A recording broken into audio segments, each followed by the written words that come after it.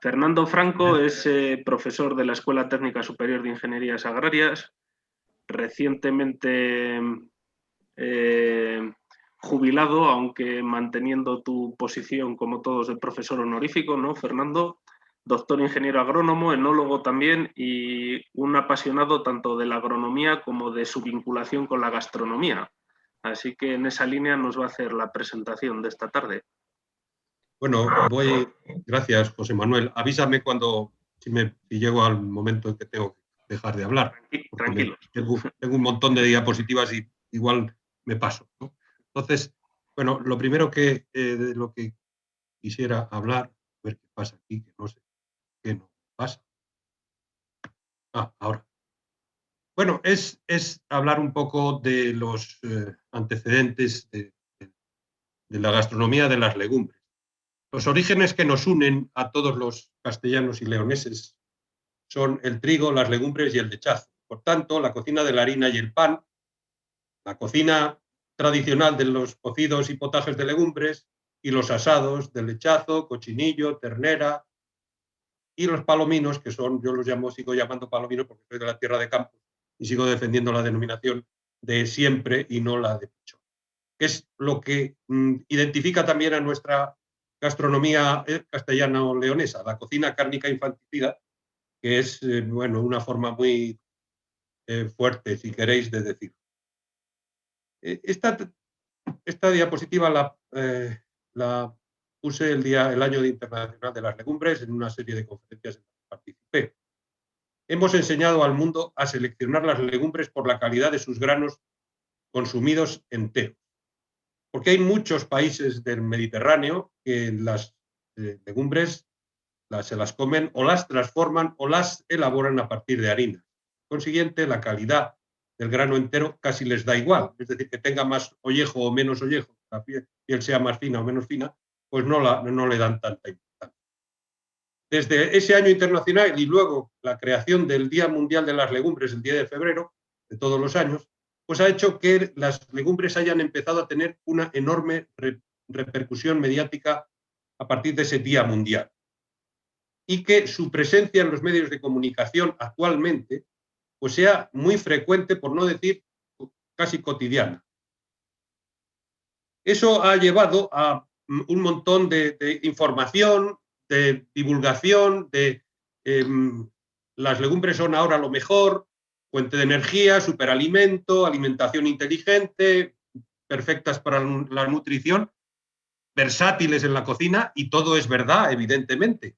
Pero la gente lo está empezando a descubrir, la sociedad lo está empezando a descubrir.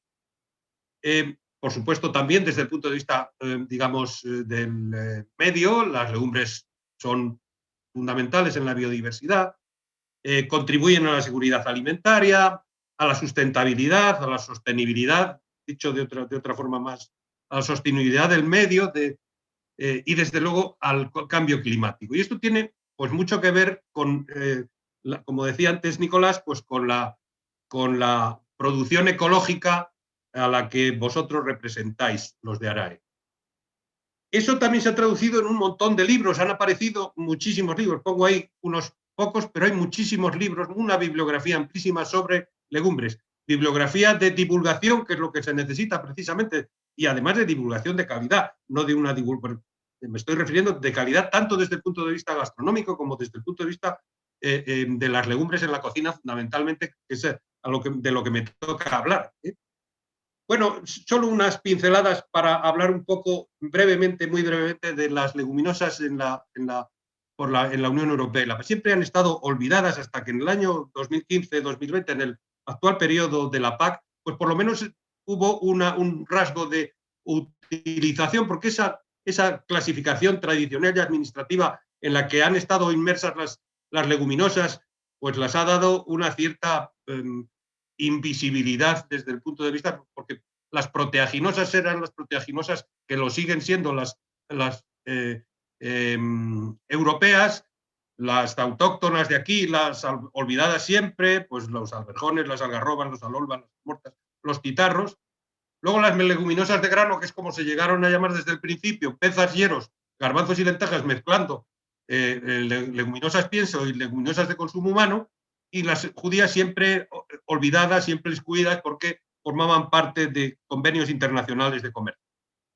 Entre los errores de la PAC, pues ese desabastecimiento crónico de proteínas vegetales que no se ha querido resolver de ninguna manera, y también, por supuesto, un desabastecimiento crónico de grasas vegetales que también, por una serie de pues han hecho que creciesen constantemente las importaciones de tortas, de semillas, etcétera, sobre todo de soja, claro.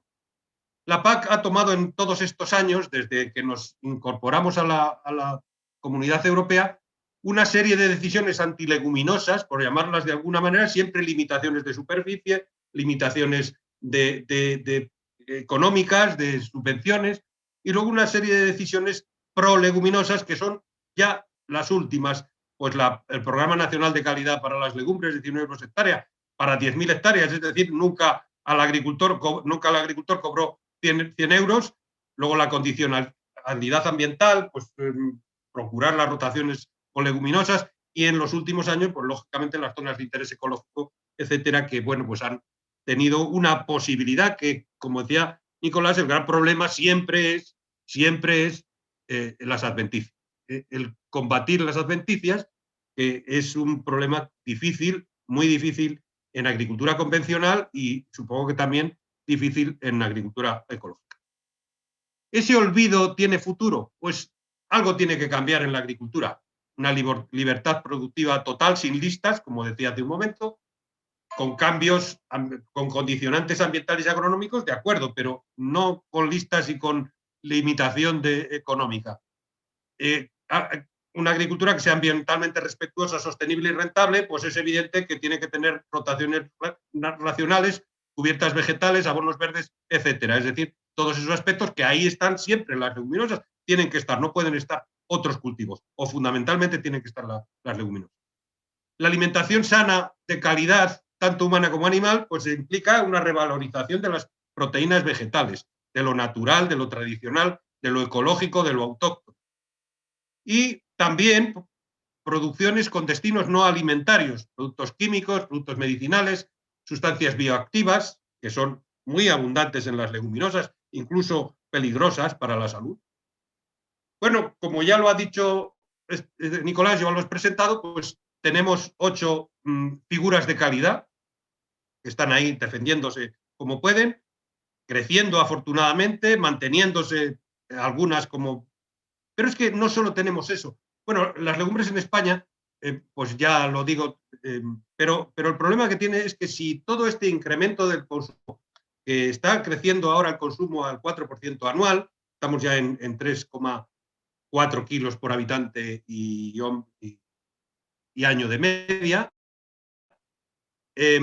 si todo eso fuese con legumbres nuestras, pero es que resulta que del 70 al 80% es con legumbres de fuera, con legumbres importadas. Y hay muchos países que ya se dedican solo a producir para la Unión Europea y fundamentalmente a producir para España. Pero como esas figuras de calidad no solo son esas figuras de calidad, porque luego hay sin figuras de calidad por la reducida superficie que cultivar, un conjunto de zonas de Castilla y León, garbanzos de tierra de campos, garbanzos de Valseca, garbanzos maragatos de pico pardal. Bueno, ahí simplemente las fotografías de ellas, las fotografías de los dos tipos de tejas. Y luego en lo que se refiere a alubias, pues lo mismo, el caparrón de Belorado, las alubias de Saldaña, las alubias de Burgo de Osma, el judión sanabrés, la alubia roja de Ibeas, que por cierto producen 4.000 kilos y que no sé cómo van a defender una marca de garantía, pero quiero decir que, bueno, pues si os fijáis, en toda España hay 5 figuras de calidad y en Castilla y León 8. Lo que quiere decir que si le añades además todas esas figuras de calidad, pero sin su respaldo, digamos que administrativo, pues tenemos las mejores legumbres del mundo. Y de hecho, casi todas las que nos vienen de fuera previamente han sido variedades autóctonas españolas.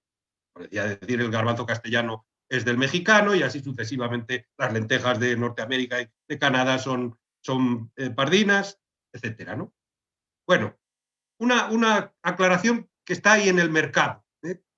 las faseolus son, las alubias en general, los judías tienen una diversidad tremenda.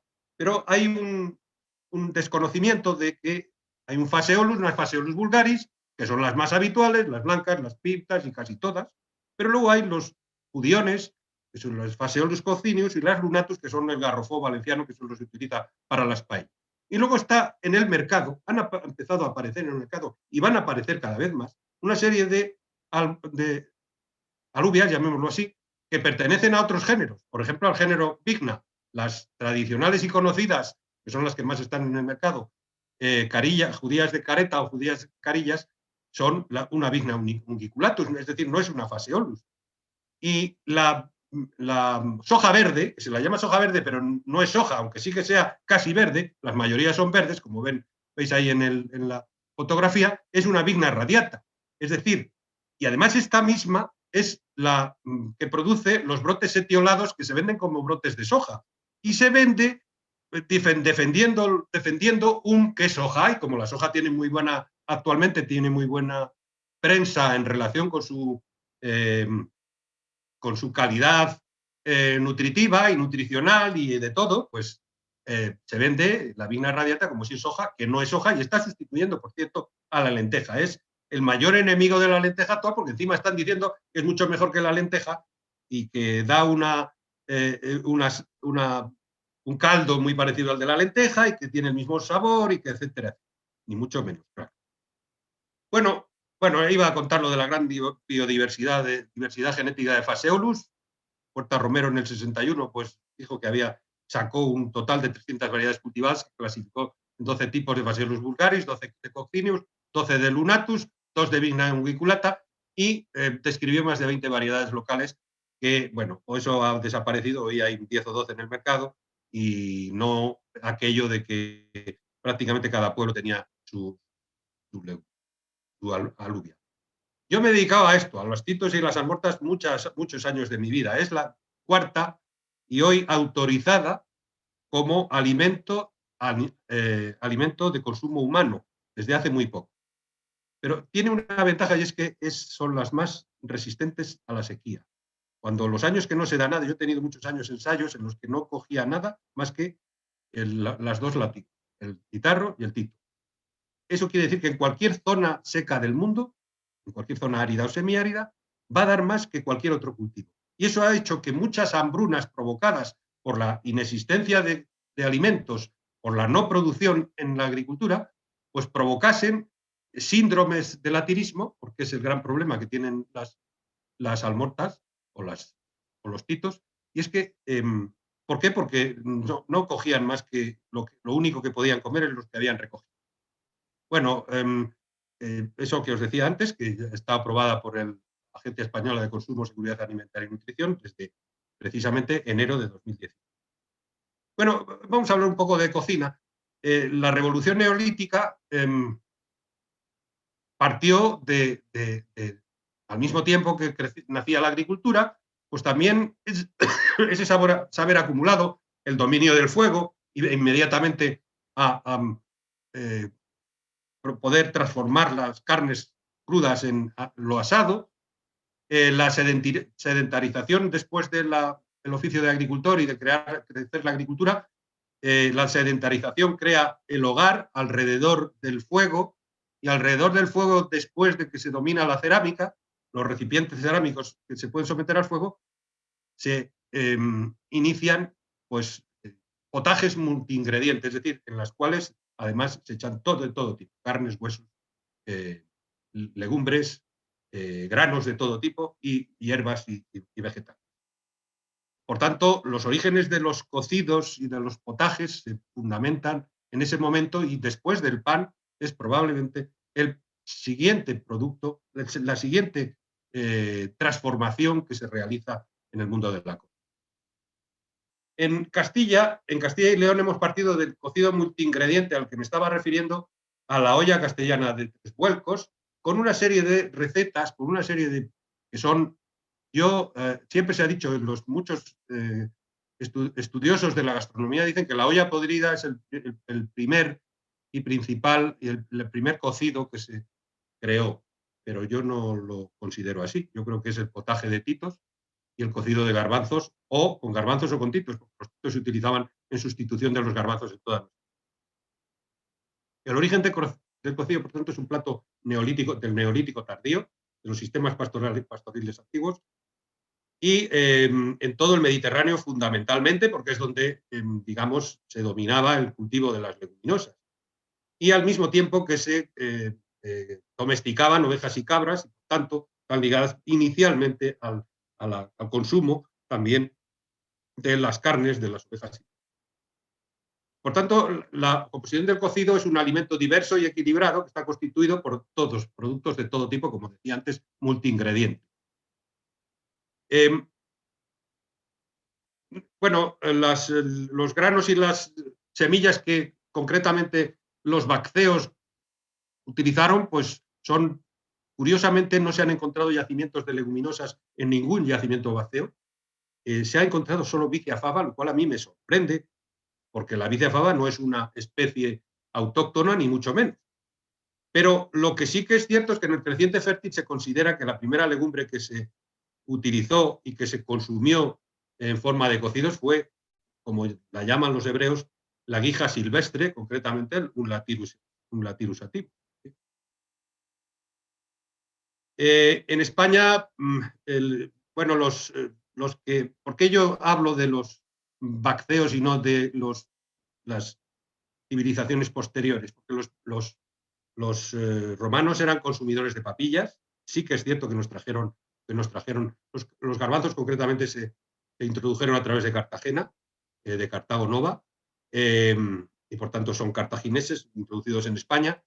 En el siglo VII antes de Cristo ya se consumían garbanzos y lentejas en todo el Imperio Romano. Los romanos introdujeron aquí las lentejas y los garbanzos, los extendieron como cultivo, y elaboraban una olla que llamaban cacabus, cuya tapadera y voluminoso cuerpo permitían una cocción prolongada, y por tanto eran los típicos cocidos también parecidos a... La cocina popular de los romanos, sin embargo, era comedores de papillas, la cocina de los esclavos y la cocina de las clases menos favorecidas. Y se basaba en la pulmentaria de harinas, de cereales, de legumbres, con coles, aves y frutas, y también, por supuesto, con el garum y el vino, que eran indispensables también de un consumo poco. Los visigodos también eran consumidores de papillas, y los panes ácimos los dejaron aquí, pillas de garbanzos y panes ácimos, y trajeron las alubias de careta o carilla, las trajeron los bereberes en el siglo VIII, cuando se introdujeron. Los judíos también aportaron la dafina, que es un cocido, dafina significa un tesoro oculto entre las cenizas, un cocido de garbanzos y carnes ovinas, que relata Hernando del Pulgar en la Crónica de los Reyes Católicos, que nunca perdieron en el comer las costumbres judaicas de manjares y olleta a def. Es muy probable que lo que heredamos de los judíos es la olla de 3 vuelcos, que aquí también se ha llamado con rotundidad sota, caballo y rey. Por tanto, los ingredientes del cocido son fundamentales para nuestra civilización. ¿Por qué? Por una razón sencillísima, porque la expulsión de musulmanes y judíos impuso la frontera cultural del cerdo y sus productos, diversificando la olla castellana. Siempre se ha dicho en casa del cristiano viejo el cocido con tocino añejo, pues fue un proceso que permitía asegurar que aquel hombre, aquella persona, era cristiana, convertida, hasta el punto que el consumo de cerdo era un salvoconducto de cara a la Inquisición, a las autoridades religiosas, y equivalía a una cierta confesión de fe. Por eso comer cerdo equivalía a tomar los sacramentos. Y por eso hoy se sigue, y era un signo o garantía de cristiandad, y hoy se sigue utilizando la expresión con todos los sacramentos del cerdo, porque se refiere a esa, digamos, sello de garantía de cristiano. Bueno, las denominaciones del cocido por su recipiente utilizado, por su procedimiento de elaboración, por su ingrediente principal, por su gentilicio, de dónde procede, por su orden de consumo, pues ha hecho que sea un plato excepcionalmente extendido. Lo de la olla de 3 vuelcos, pues ya lo he comentado. ¿Cuál es el primer cocido histórico español? ¿Por qué decía yo antes eso? Que con orígenes históricos ciertos, el cocido de titos de la Cofradía de San Antón, creada en 1502 en la iglesia de Santa María la Real y Antigua de Gamonal, un barrio actualmente de Burgos, fue pueblo, ahora es barrio, un templo gótico del siglo XIV que es posterior a otro románico que existió en el mismo lugar del siglo XI. Eso quiere decir que probablemente la tradición del cocido de titos de la Cofradía de San Antón, todos los 17 de enero elaboran un cocido con 2.000 kilos de titos, que dan 20.000 raciones, reparten 20.000 raciones en los habitantes de Burgos, pues esto que veis aquí, pues allí se ve en el fondo la Cofradía de San Antón, 1502, su pendón de 1502, los titos elaborados siempre con titos blancos y cada vez con menos agricultores que los produzcan. Por cierto, hasta ahora los producía uno que se llama Sebastián, de un pueblo cercano. Eso es un cocido de titos, un potaje de titos con remojo indispensable para eliminar las sustancias no nutritivas o bioactivas, como se llaman en la actualidad. Los titos o chícharos han dado lugar a un montón de festivales gastronómicos. ¿Por qué lo cuento esto? Porque tiene mucho de ecológico algunos aspectos del cultivo. En Portugal los hacen en un pueblo que se llama Albayácere, en otro pueblo que se llama Santa Catalina de Sierra, y es curioso que en Santa Catalina, en Padilla de Abajo, en Burgos, también se celebre el mismo día, el 25 de noviembre, una fiesta consumiendo titos en un cocido, bueno, acompañamientos del cerdo. Todavía no he descubierto qué relación tiene Santa Catalina con los titos y con los cocidos. Os decía que la olla podrida hay muchos que han defendido que es el primer cocido español o incluso del mundo. Y resulta que la primera citación de la olla podrida es del monje franciscano Antonio de Guevara en su libro Menosprecio de corte y alabanza de aldea, que es de 1539. Luego hay otra serie de citas en 1570, en 1597, en 1599, en 1604, pero siempre después de del 1502 del cocido de titos. Bueno, la descripción de Cervantes en el Quijote de aquel platonazo que está más adelante, en boca de Sancho, más adelante, vahando, me parece que es olla podrida, que por la diversidad de cosas que en tales ollas podridas hay, no podré dejar de topar con alguna que sea de mi gusto. La olla podrida, ¿por qué podrida? Pues fundamentalmente porque cuece excesivamente, porque deshace los productos y así lo manifiesta el diccionario de Sebastián de Covarrubias de 1611. Púdose decir podrida en cuanto se cuece muy despacio, que casi lo que tiene dentro viene a deshacer. Pero los burgaleses siguen defendiendo que es poderida, es decir, de poderosa, porque digamos, por la gran cantidad de ingredientes que lleva y lo cara que puede ser todos esos ingredientes. Pero poderida no tiene relación, la palabra poderida no tiene ninguna relación filológica con poderosa. No es una palabra arcaica en desuso, es un invento lexicográfico. Por tanto, podrida por deshecha siempre, aunque los burgaleses defiendan lo de poderida por. Hay un reconocimiento en francés y por esto lo quiero traer simplemente porque todos hemos oído lo de pot pourri. El pot au feu, fijaros que hace incluso consideran que hay una frase en el diccionario de la cocina francesa de 1876 y dice: debemos a España no solo el pot pourri, sino el origen del pot au feu. No es cierto, pero bueno, quien llevó el pot pourri, es decir, la olla podrida a Francia, fueron las reinas españolas Ana María y María Teresa de Austria, esposas de Luis XIII y Luis XIV, que trasladan allí a su corte a sus cocineros y la olla podrida.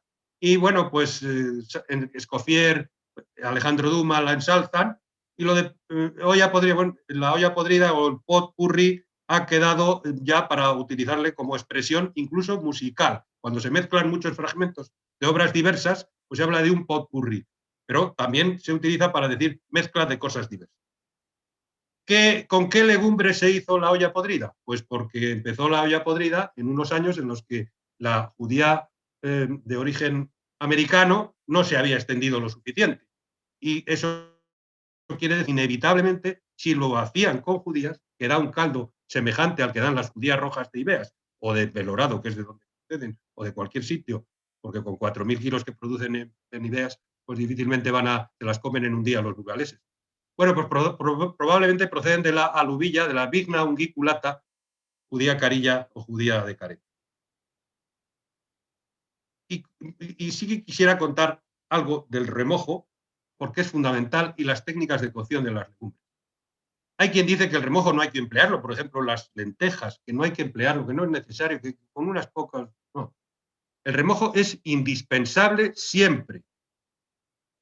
Cualquier cocción de legumbres debe ir precedida siempre de un remojo en agua de baja mineralización, que debe tirarse siempre.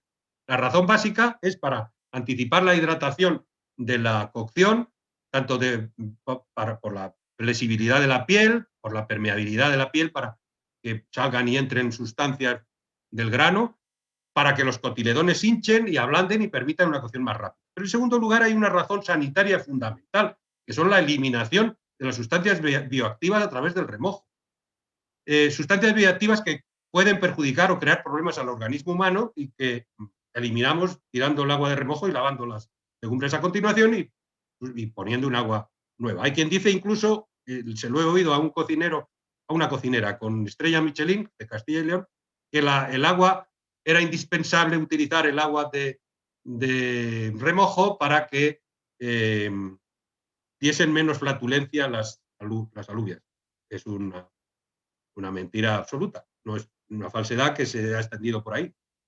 En remojo, en agua fría, casi todas las legumbres, menos los garbanzos, y durante 12 horas las más duras y las más grandes, excepto las lentejas, que con 2 o 3 horas puede bastar. A veces hay quien afirma que hay que echarles sales, bicarbonato sódico, cloruro sódico, solo a los garbanzos viejos, que son los únicos que mantienen la calidad y que sí que endurecen a medida que pasan los años. Hay 2 tipos de sustancias bioactivas, es como se denominan actualmente, para evitar la malsonancia de sustancias antinutritivas o no nutritivas, es como se han llamado anteriormente. Hay 2 tipos de sustancias, hidrosolubles, que son termoestables, y termolábiles. Es decir, hidrosolubles, aloides, saponinas, etcétera, todo eso lo eliminamos con el agua de remojo. Y las termolábiles, pues las eliminamos cociendo con la tapa abierta, por lo menos los 10 primeros minutos, y las vamos a cocer, porque son duros los garbanzos o las alubias, los vamos a cocer en una olla rápida, ¿no? Pues por lo menos los 10 minutos primeros hay que permitir que salgan todas las sustancias bioactivas termolábiles. Bueno, es evidente que siempre debe hacerse esta práctica para que la calidad de las legumbres no nos... Todas esas son las distintas sustancias termolábiles y hidrosolubles, y bueno, pues ahí la más importante, que está en negrita, y por eso me he referido a ella, son los aminoácidos tóxicos, que son pues, el ODAP, el que provoca ojeras, parálisis, incluso la muerte, si se consumen demasiadas, si se repite el consumo. Hoy eso, como no ocurre, porque tenemos una diversidad de alimentos muy grande, pues eso ya no existe, y por eso se han aprobado por parte del Ministerio de Sanidad los hitos como... Bueno, no voy a entrar en esto porque tampoco les quiero aburrir un poco, pero sí, recetas con legumbres son infinitas casi, y bueno, pues simplemente muchas gracias.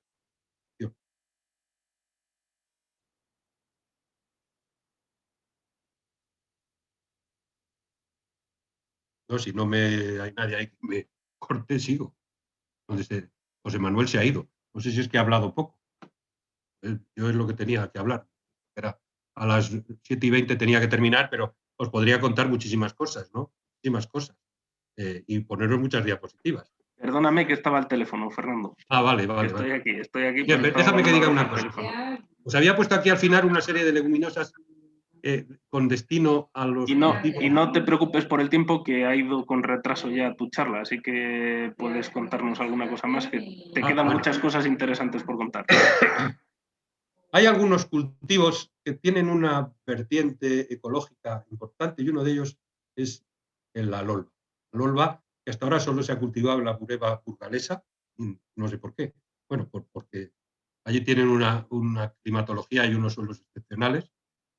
Se ha cultivado en la Bureba burgalesa. Al último que vi que los últimos cultivos que he visto de alolva eran ecológicos. Por eso digo, y por él defendía que era un cultivo excepcional para la agricultura ecológica. Era de la Bureba, claro.